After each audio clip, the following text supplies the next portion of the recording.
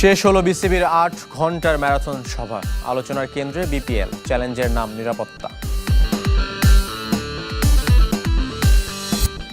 ये मेरे लिए बिल्कुल लाकी है क्योंकि पिछले साल भी जो अच्छी परफॉर्म किए तो उसके लिए फिर मेरा कमबैक हुआ पाकिस्तान टीम के लिए और इंशाल्लाह मेरी यही कोशिश है कि इस साल भी अच्छा परफॉर्म करो, अपनी टीम को जितवा दो। বিপিএলে নাহিদ মুস্তাফিজদের সতীর্থ হয়ে উচ্ছ্বসিত খুশদিল। রাজশাহীকে চ্যাম্পিয়ন করতে নেপালিদের সমর্থন চান লামিছানে। এই বছরই নারী ফুটবলারদের 1.5 কোটি টাকা পুরস্কার দিতে চায় ফেডারেশন। কক্সবাজারেই হবে টেকনিক্যাল সেন্টার। সাফ জয়ী যারা হয়েছিল আমরা ঘোষণা দিয়েছিলাম, এখন আমরা কমিটেড, আমরা তাদেরকে তাদের কমপ্লিট পুরস্কারটা দিব। শুধু ক্রিকেটের খবর। মিরপুরে শেষ হলো ক্রিকেট বোর্ডের ম্যারাথন সভা। প্রায় 8 ঘন্টার সভা শেষে এসেছে বেশ কিছু সিদ্ধান্ত। আলোচনার কেন্দ্রে ছিল আসন্ন বিপিএল। দেশের রাজনৈতিক ও সার্বিক পরিস্থিতি বিবেচনায় নিরাপত্তা চ্যালেঞ্জ উতরে যেতে চায় বিসিবি। যদিও ব্রিফিংয়ে জানানো হয়েছে দ্বাদশ আসরের উদ্বোধনী দিনের সব টিকিট বিক্রি হয়ে গেছে। চলতি মৌসুমের মধ্যেই দেশব্যাপী 100 উইকেট বানাতে চায় বোর্ড, যার শুরুটা হবে পূর্বাচল দিয়ে। হোম আপ ক্রিকেটে 21 পরিচালকের সাথে আলোচনায় বসেছিলেন সভাপতি আমিনুল ইসলাম। বেলা 11:30টায় শুরু হওয়া সভায় সশরীরে যোগ দেননি ফারুক আহমেদ, রোয়াবা দৌলা, ইফতেখার মিঠু ও আসিফ আকবর। আমাদের বিপিএল এর প্রথম এবং দ্বিতীয় match ticket completely sold out. বিগত বছর আমাদের মাত্র 12টি জেলায় লিগ অর্গানাইজ করা হয়েছিল ক্রিকেট। এই বছর অলরেডি এই সিজনে 25-26 সিজনে আমাদের 11টি জেলায় হয়েছে। তো আমাদের বোর্ডের টার্গেট ইনশাল্লাহ আমরা হয়তো বা 40টি জেলায় অন্তত লিগ আয়োজন সম্পন্ন করার জন্য। পূর্বাঞ্চলে যে মাঠটা আছে সেটা কিন্তু দীর্ঘদিন ধরে আমাদের মাঠটা ক্রিকেট বোর্ডের, কিন্তু মাঠটা কিন্তু কোনো ধরনের ডেভেলপ হয় নাই। তো এই সব মাঠগুলোকে মোটামুটি একটা আমরা দীর্ঘমেয়াদী পরিকল্পনা করেছি, বাট খুব শর্টলি আমরা চাচ্ছি যে এই বছরের এই সিজনের মধ্যে আমরা চেষ্টা করছি যে মোর দেন 100 উইকেটস বানানোর জন্য। বিপিএল দিয়ে পাকিস্তান দলে প্রত্যাবর্তনের সুযোগ পেয়েছেন খুশদিল শাহ। তাই এই টুর্নামেন্ট পাক ক্রিকেটারের কাছে বিশেষ কিছু। রংপুর জার্সিতে সেরা পারফরমেন্সের প্রতিশ্রুতি দিয়েছেন খুশদিল। গণমাধ্যমের মুখোমুখি হয়ে করেছেন মুস্তাফিজ, নাহিদ রানার বন্দনা। বিপিএল নিয়ে বিতর্কের শেষ নেই। অব্যবস্থাপনা, ফিক্সিং সন্দেহ অথবা পারিশ্রমিক নিয়ে জটিলতা, শেষ 11 আসরে সঙ্গী সমালোচনা, তারপরও কোনো অভিযোগ নেই খুশদিল শাহ। বাংলাদেশের ফ্র্যাঞ্চাইজি টুর্নামেন্ট ও ঢাকা লিগ যতবার খেলতে এসেছিলেন ততবার ভালো অভিজ্ঞতা নিয়ে ফিরেছেন পাকিস্তান অলরাউন্ডার। খুশদিলের কাছে বিপিএল মানে বিশেষ কিছু। এই টুর্নামেন্টে পারফর্ম করেই তো পাকিস্তানি স্কোয়াডে ফেরার সুযোগ পেয়েছিলেন। ये मेरे लिए बिल्कुल लाकी है। কখনো পারিশ্রমিক নিয়ে সমস্যা হয়নি, বরং আমি বলবো ঠিকঠাক পারিশ্রমিকের সাথে বোনাসটাও পেয়েছি। বিপিএল আমার জন্য বিশেষ কিছু। এখানে পারফর্ম করে পাকিস্তান দলে কামব্যাক করেছিলাম। टीम को जितवा दो। শেষ আসরের মতো এবারও রংপুরের হয়ে বিপিএল খেলবেন খুশদিল শাহ। দলে নাহিদ রানা, মুস্তাফিজের মতো সতীর্থ পেয়ে উচ্ছ্বসিত তিনি। मुस्तफिज एक्सपीरियंस प्लेयर है।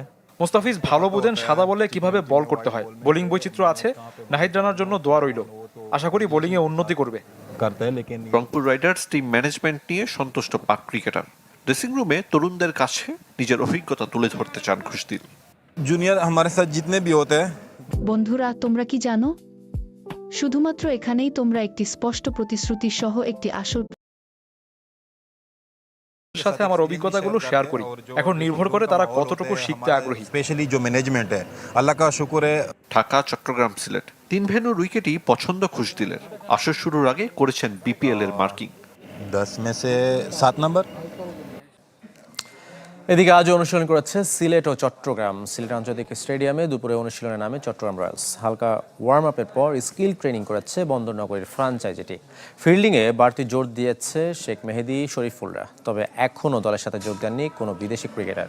তার আগে একই ভেন্যুতে ঘাম ঝরিয়েছে সিলেট টাইটান্স। এদিনও ম্যাচ সিনারিওতে অনুশীলন করেছে স্বাগতিকরা। আগেভাগে প্রস্তুতি শুরু করায় টুর্নামেন্টে ভালো কিছু প্রত্যাশা করছে সুরমাপাড়ের দলটি। 6 বছর পর আবারও বিপিএলে খেলার সুযোগ পেয়ে খুশি সন্দীপ লামিছানে। বাংলাদেশের ক্রিকেট অবকাঠামোর প্রশংসা করেছেন নেপালি লেগ স্পিনার। প্রত্যাশা করছেন সিলেটে এসে তাকে সমর্থন যোগাবে নেপালিরা। ছোট দেশের বড় তারকা নেপাল ক্রিকেটে সমৃদ্ধ না হলেও সন্দীপ লামিছানের তারকা খ্যাতি বিশ্বজোড়া। ফ্র্যাঞ্চাইজি ক্রিকেটের দৌরাত্ম্যে আইপিএল থেকে বিগ ব্যাশ সবখানে তার বিচরণ। 6 বছর পর খেলতে এসেছেন বিপিএলে। সবশেষ 2019 আসরে ছিলেন সিলেট সিক্সার্সের অংশ, আর এবার রাজশাহী ওয়ারিয়র্সের। Cricketing culture is getting better here. বাংলাদেশের ক্রিকেট কাঠামো বেশ ভালো, ক্রিকেটাররাও প্রায় 7 বছর পর এসেছে। ভালো একটি টুর্নামেন্টের অপেক্ষায় আছে। Amazing as always. অনেকদিন পর বাংলাদেশে এলেও রাজশাহী সতীর্থরা একেবারে অচেনা নয়। মোহাম্মদ আমের সহ বিদেশি তারকার অনেকের সাথেই খেলেছেন। নাজমুল শান্ত, তানজিদ তামিমদের বিপক্ষে খেলার অভিজ্ঞতা আছে। সতীর্থদের নিয়ে আশাবাদী সন্দীপ লামিছানে।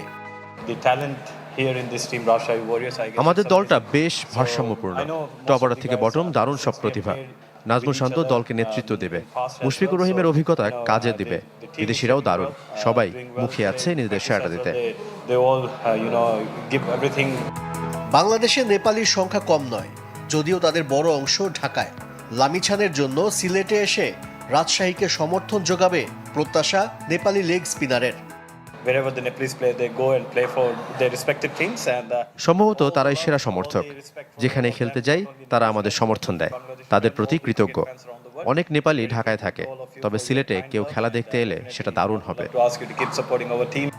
সিলেটের প্রথম অনুশীলন পর্ব সেরেছে রাজশাহী ওয়ারিয়র্স। দেশিদের সাথে যোগ দিয়েছেন সব বিদেশিরাও। রেকর্ড আর রেকর্ডে ভরপুর বিজয় হাজারে ট্রফির প্রথম দিন। দ্রুততম সেঞ্চুরির সেরা 10-এর 3টি নতুন করে হয়েছে এদিন। সূর্যবংশীর রেকর্ড করা 150 রানে ভর করে বিশ্ব রেকর্ড করেছে বিহার। লিস্ট এ ক্রিকেটের দলগত সর্বোচ্চ 574 রান তুলেছে তারা। বিরাট কোহলি দ্রুততম 16,000 রানের দিন করেছেন 58তম লিস্ট এ সেঞ্চুরি। আর রোহিত শর্মার সর্বাধিক 150 সবই এসেছে এদিন। করবে সেখানটায় না থাকতে পারলে আমি জানি না কেন তারা টাকা ম্যানেজ করতে পারবেন না। দে আর ইন আ পজিশন যে তারা প্রয়োজনে খেলবে না, এরকম টাইপেরও একটা আলোচনা তাদের মধ্যে হয়েছে। একটা দল একটা প্রপার বাস ভাড়া করে নাই, ক্রিকেটারদেরকে ঢাকা থেকে সিলেটে উড়িয়ে নিয়ে গেছে। একটা দলের ম্যানেজমেন্ট কতটা অথর্ব অপদার্থ হলে ন্যাশনাল টিমের একজন ক্রিকেটার এবং সেই দলের সবচেয়ে গুরুত্বপূর্ণ ক্রিকেটারদের একজন শাক মাহাদি, তাকে রেখে চলে গেছে, টের পায় নাই। চাপাচাপি করে অনেকে নাকি দাঁড়িয়ে গেছে বাসে যেন এয়ারপোর্ট থেকে হোটেলে পৌঁছাতে পারে। বাংলাদেশ ক্রিকেট বোর্ড সবসময় প্রত্যেকটা বিপিএল এরকম কিছু কিছু দলকে কোথা থেকে যেন হায়ার করে ধরে নিয়ে আসে এবং সেই দলগুলো বাংলাদেশ ক্রিকেট বোর্ডের ইজ্জত, সম্মান, সম্ভ্রম ধুলায় মিশায় দেয়। চট্টগ্রাম রয়্যালস সেই কাজের পথে খুব দারুণভাবে এগিয়ে চলছে।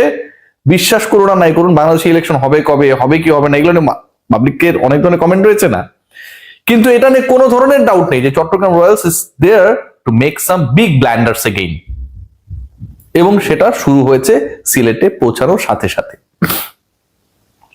ক্রিকেটারদের কিডব্যাক ক্যারি করার জন্য তাদের কোনো ধরনের ব্যবস্থা নেই।